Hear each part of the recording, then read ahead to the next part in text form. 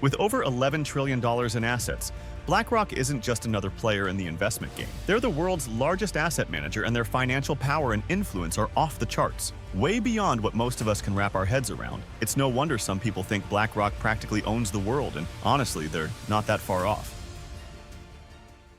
BlackRock was born in 1988, thanks to a group led by Larry Fink along with Robert Capito, Susan Wagner, Barbara Novick, Keith Anderson, and Ben Golub.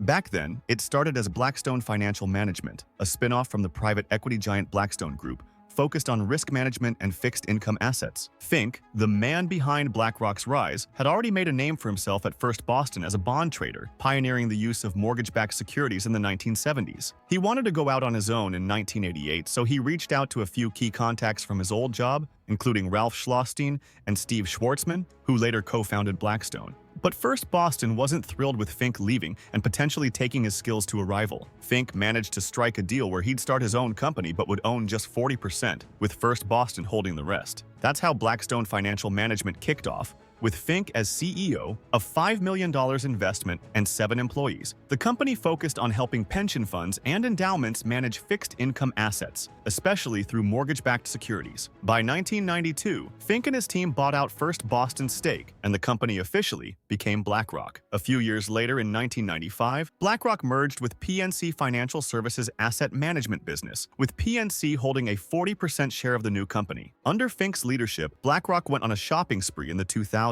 snapping up businesses left and right. Some major acquisitions included Quellos Group in 2007, Merrill Lynch Investment Managers in 2006, Barclays Global Investors in 2009, and BGI Atlantic in 2010. By 2011, BlackRock had become the biggest asset manager in the world. Fast forward to today, and BlackRock is still a global leader in investment and risk management, overseeing over $11 trillion in assets with Larry Fink still steering the ship. We all kind of know that a few massive corporations and private investment firms run the show in almost every part of our lives. What we watch, eat, drink, wear, buy, even where we go. It's less about personal choice and more about what these companies are feeding us. These investment firms are so huge, they control the money flow across the globe.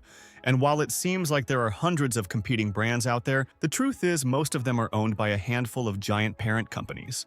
Take PepsiCo, for example. It owns a long list of food, beverage, and snack brands. The same goes for Coca-Cola, Nestle, General Mills, Unilever, Mars, Kraft Heinz, and Associated British Foods. Together, these companies dominate the packaged food industry. Almost every brand you see on store shelves is owned by one of them. These parent companies are publicly traded and run by boards where the biggest shareholders have the real power. And here's where things get really interesting. If you look up who the largest shareholders are, you'll notice a familiar pattern. While the top shareholders might change a bit as stocks get bought and sold, one name constantly pops up at the top: BlackRock. It's the same story across a ton of industries, not just food and drink. Planning a family vacation? When you search for flights and hotels on sites like Skyscanner, Booking.com, Airbnb, or Expedia, you're using services owned by BlackRock. Once you book your trip, you're probably flying with American Airlines, Delta, United, Air France, KLM, or Transavia, all airlines BlackRock has a stake in. Even if you're flying a different airline, BlackRock still owns chunks of Boeing and Airbus, the two biggest aircraft manufacturers in the world. When you finally arrive at your hotel and leave a review on TripAdvisor, yep, BlackRock's got a piece of that too. Their reach doesn't stop there. The kerosene fueling your plane? One of their oil companies. The steel making that plane? From their mines? Even the food on your plate and the clothes on your back. They've got their hands in agriculture and textile manufacturing as well. It's not just airlines and hotels. BlackRock owns Bayer, the world's largest seed producer, and has stakes in solar panel companies, big pharmaceutical companies, and even the scientific labs that conduct drug research. Whether you're shopping at the mall, on Amazon, or even trying to support local businesses, if you're using a credit card or any digital payment, you're still likely connected to BlackRock. From banks and insurance companies to construction, telecom, restaurants, personal care, and makeup brands, BlackRock is in the mix. That alone raises lots of eyebrows, but it doesn't stop there. They've been on a real estate shopping spree, snatching up entire neighborhoods, labeling them as multifamily properties or apartment complexes. What does that mean for young families trying to buy their first homes? It's like hitting a wall. With mortgage rates climbing thanks to BlackRock's control, Families are forced to stay stuck in the renting game instead of owning. But here's where things get even murkier. War profiteering. BlackRock has major stakes in some of the biggest weapons manufacturers. We're talking 16% of Sturm Ruger, 6% of Lockheed Martin, 5% of Boeing, 4% of General Dynamics, 6% of Northrop Grumman, and a whopping 7% of Raytheon. The conflict in Ukraine? BlackRock's not only benefiting from these defense stocks, but also from a special deal with the Ukrainian government to lead the country's rebuilding efforts. BlackRock is poised to profit big time from Ukraine's reconstruction. We're talking about a whopping $1 trillion in damages so far, and that number is growing by about $4 billion every week. All of that will be funded by loans, provided by none other than BlackRock. So, guess who's making billions off the interest alone? BlackRock. At the end of the day, BlackRock is only interested in one thing: power and profit. And when that's the goal, the morality of how they achieve it just doesn't matter to them. So let's talk about Larry Fink, BlackRock's CEO. He's been super vocal about BlackRock's push for ESG, which is basically like a woke credit score for businesses. ESG stands for environmental, social, and governance, and Larry's been all about it in his annual letters to CEOs since 2015. In 2020, he even claimed that ESG would reshape finance, and that climate change was a defining factor in BlackRock's long-term plans. While Larry's busy waving the ESG flag, BlackRock has quietly invested at least $85 billion in the global coal industry, according to a German nonprofit called Urgewald. And that's not all. They've thrown a cool $91 billion at Texas-based oil and gas firms like ExxonMobil. These aren't even the biggest pieces of BlackRock's fossil fuel pie. Their total investment in the fossil fuel industry is a jaw-dropping $260 billion. That number didn't come from some watchdog group. It was proudly announced by BlackRock's own head of external affairs, Dahlia Blass. New controversies and problems seem to pop up for BlackRock every day, and it's no surprise that confidence in the company is hitting rock bottom. One of the biggest signs that insiders are losing faith is when they start selling off their own shares. That's exactly what's happening with Larry Fink, BlackRock's CEO. In the last 6 months, Fink has sold a whopping 17% of his stake in the company. According to filings, on November 22nd, he sold 41,000 shares in 4 separate transactions, pocketing around $13 million and dropping 10% of his stake. Then in April, he sold another 7%, raking in $25 million. Maybe it's because of BlackRock's rough start in 2023.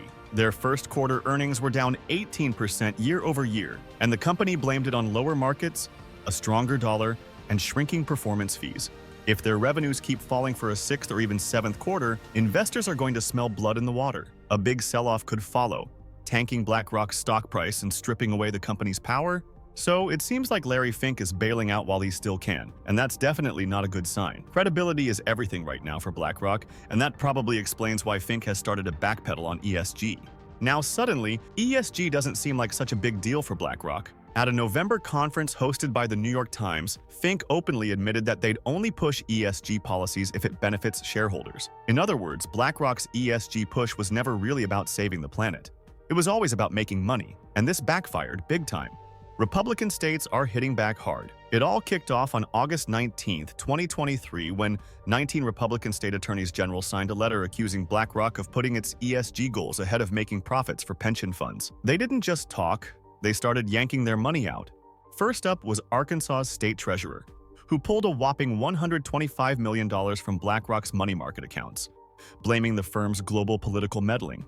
Then, Louisiana and Missouri followed suit, with BlackRock losing over $3 billion in total. BlackRock's now feeling the heat from both sides of the political aisle. This ESG mess they created, it's blowing up in their face, and they're stuck in a battle they can't seem to win. Another cloud of uncertainty hanging over BlackRock is what'll happen when Larry Fink, now 71, steps down. It's the big question that keeps popping up at shareholder meetings. Fink is still the face of BlackRock, a force to be reckoned with, but the looming question of who's going to take over is getting harder to ignore. This concern was front and center at BlackRock's latest shareholder meeting, and for good reason. There are entire investment strategies based on betting on companies still led by their founders because those companies tend to outperform the rest. But it's not that simple. Fink's admitted there's no clear successor, even though several execs could potentially step up. That's not exactly reassuring because, honestly, is anyone out there really on Larry Fink's level? More than a third of S&P 500 companies have mandatory retirement policies for their CEOs, and the reason is pretty clear. They want to push out execs who might be past their prime. The thinking is that companies led by older CEOs tend to underperform compared to those with younger leaders. Research backs this up.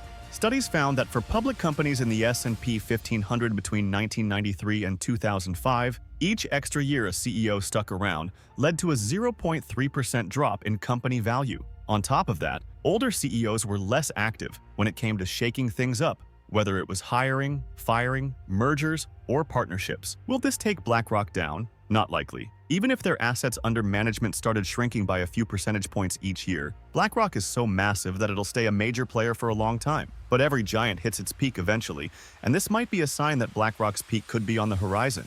Thanks for tuning in. If you enjoyed this video, don't forget to give it a thumbs up and hit that subscribe button. And make sure you turn on notifications so you don't miss out on any of our future content. Feel free to check out some of the other awesome stuff we've got on the channel. Catch you there!